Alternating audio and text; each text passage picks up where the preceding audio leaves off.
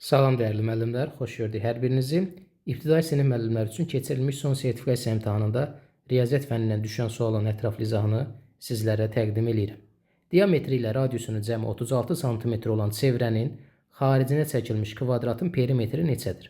Bu birinci cümləmizdən diametri ilə radiusun cəmi 36 hissəsindən biz çevrənin radiusunu tapa bilərik. Çevrədə bilirik ki, radius var və 2 dənə radius var. 2 radius birləşir, bir diametri əmələ gətirir. Yəni bu mərkəz O nöqtəsindən bu tərəf radius, bu tərəf radius, bütövlükdə olur diametr. Bu məntiqə əsasən deyə bilərik ki, diametr bərabərdir 2 radiusu.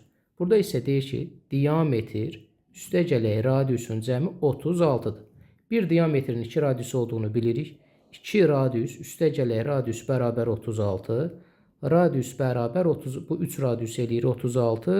Radius da bərabər 36-nı 3-ə böləndə 12 sm.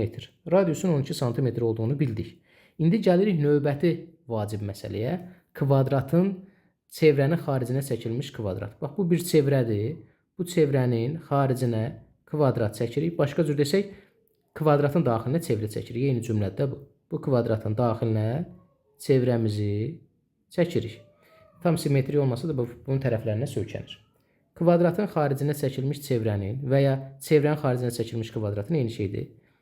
Bilməli olduğumuz ən vacib məsələsi ondan ibarətdir ki, tərəf diametrə bərabərdir. Baxanda da şəkildə də bunu görmək olur vizual olaraq. Yəni tərəf bərabərdir diametr. Burada da radius 12-dirsə diametri biz 24 olduğunu bilirik. Onda da kvadratın da tərəfi 24-dür.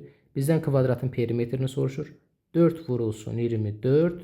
Çünki kvadratın bir tərəfi 24-dürsə, perimetri 4-ü 24-ə vuracaqsan 96 sm. Doğru cavab elədir D variantı.